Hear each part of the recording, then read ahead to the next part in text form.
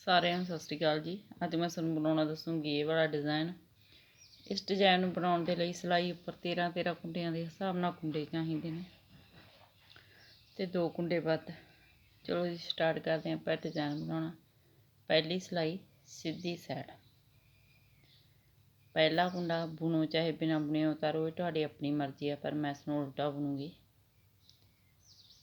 ਧਾਗਾ ਦੂਸਰੀ ਸਾਈਡ, ਇੱਕ ਕੁੰਡਾ ਸਿੱਧਾ, ਸਿਲਾਈ ਉੱਪਰ ਇਸ ਤਰ੍ਹਾਂ ਵਲ ਪਾਵਾਂਗੇ।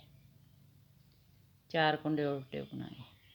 1 2 3 4। 3 ਕੁੰਡਿਆਂ ਦਾ ਇੱਕ ਕੁੰਡਾ ਕਰਾਂਗੇ ਉਲਟਾ ਬੁਣ ਕੇ। ਦੇਖੋ 1 2 3 4 ਕੁੰਡੇ ਫਿਰ ਉਲਟੇ ਬਣਾਂਗੇ। 1 2 3 4। ਸਿਲਾਈ ਉੱਪਰ ਇਸ ਤਰ੍ਹਾਂ ਵਲ ਪਾਵਾਂਗੇ। 2 ਕੁੰਡੇ ਸਿੱਧੇ, ਸਿਲਾਈ ਉੱਪਰ ਇਸ ਤਰ੍ਹਾਂ ਵਲ ਪਾਵਾਂਗੇ। 4 ਕੁੰਡੇ ਉਲਟੇ। 1 2 3 4। 3 ਕੁੰਡਿਆਂ ਦਾ ਇੱਕ ਕੁੰਡਾ ਕਰਾਂਗੇ। 1 2 3। 3 ਕੁੰਡਿਆਂ ਦਾ ਇੱਕ ਕੁੰਡਾ ਕਰਾਂਗੇ ਉਲਟਾ ਬੁਣ ਕੇ। 4 ਕੁੰਡੇ ਉਲਟੇ ਬੁਣਾਂਗੇ। 1 2 3 4। ਸਿਲਾਈ ਉੱਪਰ ਇਸ ਤਰ੍ਹਾਂ ਵਲ ਪਾਵਾਂਗੇ। 2 ਕੁੰਡੇ ਸਿੱਧੇ,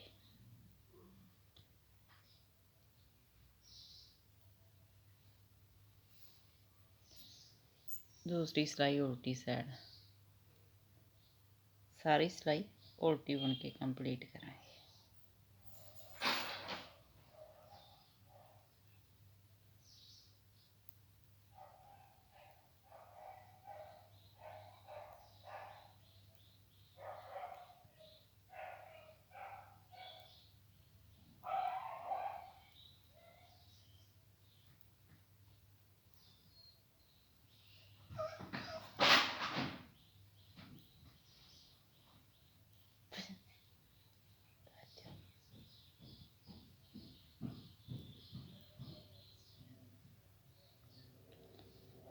ਤੀਸਰੀ ਸਿਲਾਈ ਸਿੱਧੀ ਸਾਈਡ, ਪਹਿਲਾ ਕੁੰਡਾ ਉਲਟਾ ਬੁਣਾਂਗੇ।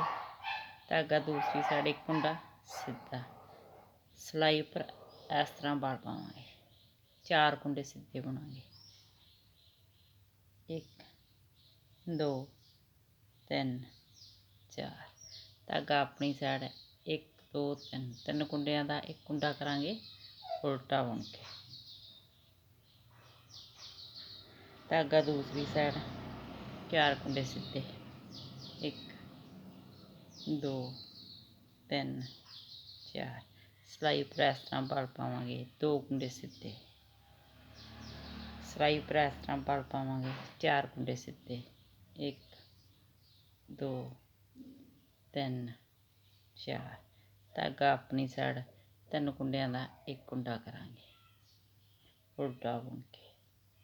ਧਾਗਾ ਦੂਸਰੀ ਸਾਈਡ, 4 ਕੁੰਡੇ ਸਿੱਧੇ। 1 2 3 4। ਸਿਲਾਈ ਉੱਪਰ ਇਸ ਤਰ੍ਹਾਂ ਵਲ ਪਾਵਾਂਗੇ। 2 ਕੁੰਡੇ ਸਿੱਧੇ, ਲਾਸਟ ਦਾ ਕੁੰਡਾ ਤੁਸੀਂ ਉਲਟਾ ਬੁਣ ਲਓ।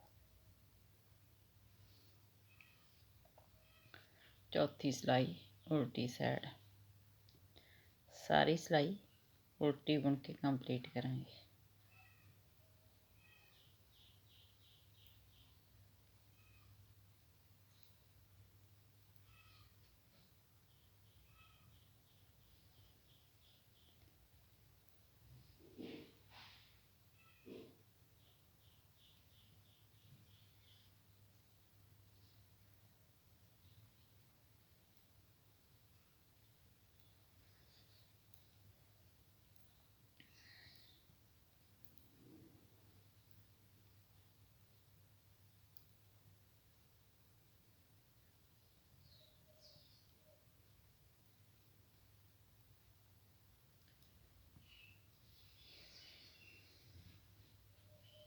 ਦੇਖੋ 4 ਸਿਲਾਈਆਂ ਦੇ ਵਿੱਚ ਆਪਣਾ ਬਣ ਕੇ ਡਿਜ਼ਾਈਨ ਇਸ ਤਰ੍ਹਾਂ ਕੰਪਲੀਟ ਹੈ।